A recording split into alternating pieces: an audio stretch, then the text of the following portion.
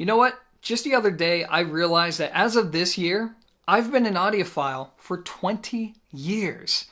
Man, does that make me old. Now, don't get me wrong, I've had a lot of fun throughout this journey. It's just that, well, I've also made a lot of mistakes. In fact, I continue making mistakes, and that's the whole point of today's video, which is to share some lessons that I've learned throughout these 20 years with you all, with the hopes of entertaining you and possibly even allowing you to not make the same mistakes that I have.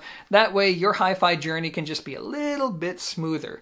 So, with that said, here's the game plan. I'm going to start off this video by going over some simple tips relating to audio, and then as the video progresses, I'm going to become more serious and more philosophical. So, with that said, it's time to go over my many missteps. You know what? I'm going to add some spice to this video by filming the rest of it in just one take without any breaks. In fact, the only thing I'm going to use to help myself out here is this sheet of paper with bullet points. That way I don't forget anything important. Otherwise, think of this video like a podcast except in video format. All that I ask is that you please forgive me as I occasionally stumble over my words because I'm sure I'll do that throughout this video. So with that out of the way, let's get to my many mistakes, starting with one that has cost me literally thousands of dollars and a whole lot of frustration, which is when I've stupidly shipped out expensive products to somebody else without insurance. Guys, if there's one thing to take away from this video, it's this. Don't be as stupid as I have been in the past. If you sell an expensive product to somebody else and you need to ship that product to them, put insurance on the shipment. Now, a good general rule of thumb here is that you insure the package for the amount that the buyer paid. But the bottom line is this. If something bad happens to that product between your home and theirs, you are the one who's not only on the hook to refund the buyer their money, but there's a good chance you may not even get a working product back, or possibly not even a product back at all. This has happened to me a number of times to where I ship a small item that costs a lot of money and I'm thinking, man, it's well packaged, it's durable, the person doesn't live too far away, what's the worst that can happen? Well, guess what? The carrier lost the package, and because I didn't have insurance on it and because they couldn't locate it, I had to refund the person's money and then I was out the product. The same thing has happened before when things arrive damaged beyond repair. Look, it's a situation that you don't ever want to find yourself in. So as the old adage goes, use protection, especially if you have a weak pullout game. Anyways, the next point is, okay, I've done this before. In fact, I even did this recently, which is when you wire up something wrong, but then you blame the product for the poor performance. So let me set this up for you like this. Most of us have made blind purchasing decisions before. We read and watch reviews, we think, I think that would work for me. So we take it home, we set it up, and then we are just completely disappointed with what we hear. Now, sometimes it's because you just don't like the product or it's not working in your room, but a lot of the times it's actually because you unknowingly made a mistake. And the most common mistake is when you just wire things up incorrectly. Basically, you have the positive going to the negative and the negative going to the positive. That's an easy thing to look for. You just look in the back of your speakers and to make sure that red is going to red and black is going to black. Now, another way to tell if you've wired up something incorrectly is just by listening. If you listen to the system and suddenly there's no bass, there's no focus in the sound stage, and it just sounds kind of thin and lifeless, that's a good indication that somewhere in your system you have the cables reversed. So it's always worth checking. And then there's something else that's even more frustrating, and this is something that I know I've done even recently, which is when you accidentally activate a feature on your electronic components without realizing it. Case in point is, a few months ago, I brought in the Pearl Sibelius for review that you see behind me, and I admit that at first, I thought these speakers were awful. I mean, just complete trash. And I was sitting here thinking, I was like, man, I'm going to have to both trash Thomas and Stereo and this company at the same time, because I checked the cabling, it was good. I even replaced the cables. I tried different positioning within the room, and just nothing I did seemed to work until one day I just sat there frustrated, listening to this system, trying to find anything positive about it, when I noticed this little light on my Accuphase integrated, a light I've never seen before.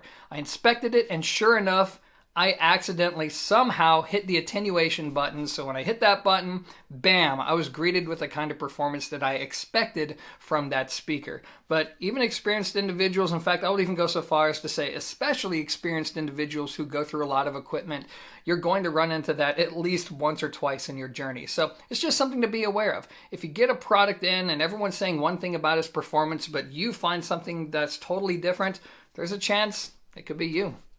Now, let's move on. Okay, so the third thing is a mistake that I definitely made when I was new to audio, and I see a lot of you making it today, which is thinking that a more expensive component is automatically just going to magically give you better sound. Now, to be clear though, I understand why people get caught into this mindset, because a lot of things in this world are logarithmic, meaning that if you want a faster car, spend more money and you'll get a faster car. You want a faster phone or computer, spend more money and you're going to get an objectively quicker machine. But hi-fi doesn't work like that. Expensive hi-fi gives you the opportunity to experience superior performance, but it doesn't guarantee it. And the closest example that I can think of to hi-fi would be cameras.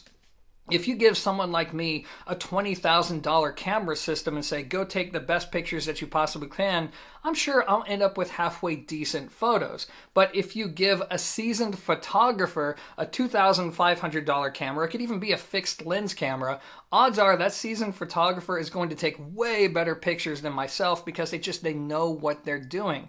Photography can be a very complex thing, and if you're not experienced with it, you will likely get mediocre results, especially without practice. Hi-fi is the same thing. In order to really get great sound out of this expensive gear, it requires knowledge and experience. You need to understand a little bit about speaker design as it relates to the room that you're in, amplifier design as it relates to the speakers that you plan on using. You need to have a firm idea as to what it is you like, what you don't like, as it relates to the kind of music that you listen to and the quality of the recordings that you listen to. You get where I'm going with it? It can get very complex. So just throwing money at the problem isn't going to suddenly make things better. In fact, if you don't know what you're doing, sometimes the lower resolution gear is a lot easier to enjoy. So don't think that just spending more money is going to get you better sound. It just gives you the opportunity. Only when you know what you're doing are you actually going to get that result that you're looking for. Okay, so the fourth thing. Oh man, this is a hot take. Oh my gosh, why did I even put this here? Okay, but you know what? This is a hard lesson learned, and that is thinking a negative review of a hi-fi component is automatically honest and credible. I've come to find the hard way that I'd say half the time that's true, but the other half of the time, that's not true.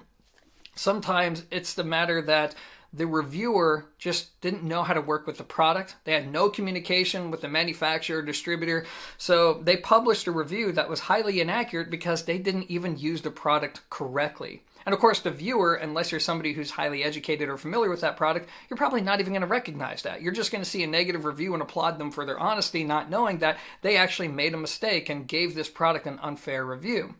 And then, I hate to say it, and thankfully this doesn't happen often, but because I have a peek behind the scenes and I know how the cake is baked, I've seen some reviews come out that are basically hit pieces because something happened behind the scenes that the reviewer didn't like and they took it out on the company. It was a vendetta. And unfortunately, you as an audience member, you're never going to know this. You're never going to be able to recognize it. Most of these people are very clever at hiding that. But still, those negative reviews aren't always honest. They're not always credible. I would say half the time they are, but half the time they aren't.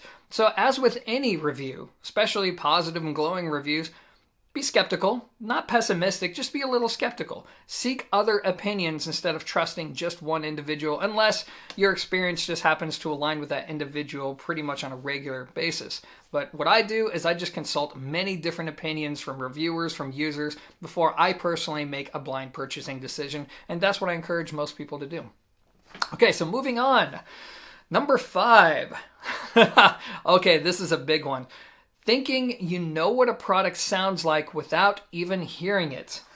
So this boils down to the ego, and this is something that I've done in the past. I'm not proud of it, but I think it's something most of us have done at one point in our journey, because you reach this point in hi-fi to where you've experienced enough gear to where you start to develop a bias and you even start to feel like you know what you're doing. Now, let me make this clear. It's one thing to have a bias. It's one thing to say that I've experienced a lot of gear like Class D amplifiers, and I've just learned in that time that I'm not a big fan of them. That's one thing. That's perfectly fair. But to then go so far as to see a new Class D amplifier come out and talk as though you've heard it before, like, oh, it's not any good. Well, it's not any good. Have you heard it? Do you actually have real-world experience with that product in an environment that you're familiar with? Because if not, your opinion is kind of worthless. I mean, I get you've heard a lot of Class D amplifiers, but unless you've experienced that exact one, you don't know. And the bottom line is, the really experienced individuals, you're going to be wrong enough with your assumptions that if you can get out of the way of your own ego, you will realize that, wow, if I'm wrong about this, and I've been wrong about that before, maybe, just maybe, I shouldn't rush to judge something that I have no experience with. Maybe I should just hold off until I actually experience it for myself. Doesn't mean you're not going to have a bias going into it. It just means that you're not going to be that guy or gal that's like, yeah, that sucks, when in fact you have no experience whatsoever. So, don't judge something before you actually experience it. And honestly, it's the most experienced audiophiles that suffer this issue. Okay, so next is a mistake that I continue making, and it's a work in progress. I think this applies to many of us, actually, and that is when you come across somebody who disagrees with you, either about a product or maybe they have a different philosophy relating to audio, instead of engaging in a debate, instead of like going on the attack, go the opposite way. Ask questions. Open yourself up to the opportunity to exchange a healthy dialogue between two individuals and to open yourself up to the opportunity of learning something. Let me give you an example. So if somebody comes out and says, well, I think the Harbeth P3 ESRs, a speaker that I really love, they're just dead sounding. There's no life to them. Now, my inner voice, to be entirely honest with you, says, oh, wow, so what you just told me is that you're deaf and you basically need high-frequency information jammed down your ears in order for you to hear detail. Nice to know. This is my honest-to-God inner voice. It's not good. But what I've learned is to quiet that inner voice and to instead say, that's interesting.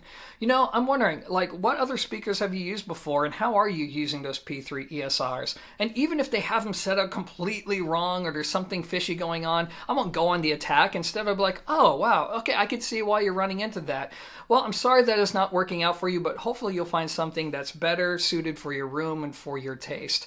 That's the proper way to handle things. And again, just ask questions, especially when it comes to major philosophical differences. Like maybe somebody's really into measurements, or maybe somebody's not into measurements. Ask why. I think there's a big learning opportunity there. Even if you may not, at the end of the day, end up agreeing with that person or siding with them, at least you can open yourself up to learn something. It's better than the former of just letting your ego take over and be like, no, you're wrong. That voice. Oh, God, this is going to stay on the internet, by the way. All right, so the last point to make here is to recognize when it's time to get off the hi-fi merry-go-round. Again, I've made this mistake before. So there's two sides to this coin. The first side is knowing when you are content, or at least recognizing it. And to me, it's when you're able to form an emotional connection with the music. It's when your system inspires you to listen to music. And you know you've reached that point when you're away from your home and you're still thinking about your system. Even if you're on vacation or having a great time with friends or family, your mind kind of wanders off and you're just like, man, I can't wait to go back home and listen to music. It's just such a great experience. When you've hit that point, that's it. You have reached the top of the mountain. I would say don't try anything else with your system unless you're just genuinely curious to try things out, because you have reached the destination point to where you are just purely in love with the system and how it reproduces sound and music. So that is the one side of the fence, which is when it's time to get off the merry-go-round. The other side is the opposite, and that's when you're completely miserable. You can't really listen to music and enjoy it. You're just frustrated. Nothing really sounds good to your ears. I've been there before, and the mistake I made is that I kept hammering away at it, and it just started destroying my passion for audio. I became so burnt out and jaded with it, and what I should have done back then is I should have just recognized that this is the point to step away. I need to go away from my system for a few months, maybe listen to music through headphones or something lo-fi, and then go back to my system. And what I learned is that when you go back to your system after a little bit of a hiatus, sit down and listen again. Do you connect with it again? If you do, then maybe there was just some noise in the background. Maybe you were just watching or reading too many reviews and that was kind of getting in your head. But if you come back to it and you still hate it, there's a good chance that you just assembled a system you don't like. And as much of a pain as it could be, that's a good indicator to just sell the gear, start from scratch again, and go in a completely different direction than where you were, just to see where you land and to try to have fun with this journey. Because at the end of the day, that's what this is all about. It's supposed to be fun. It's just audio. So that essentially concludes this video. Obviously, there's a lot more that I would love to share with you all, but I want to see how you all take to this video and if you want to see more content like this. In fact, what would be awesome is that if you share your own experiences down in the comment section, because this is a great opportunity for all of us to learn from each other. I'm sure I could learn from plenty of you. So by all means, what advice do you have for audiophiles, whether they're new or experienced, as they make their way through this journey? Otherwise, guys, that's going to be it for this video. If you've made it this far, I don't know how, but thank you for watching. As always, enjoy the music, and until next time, peace.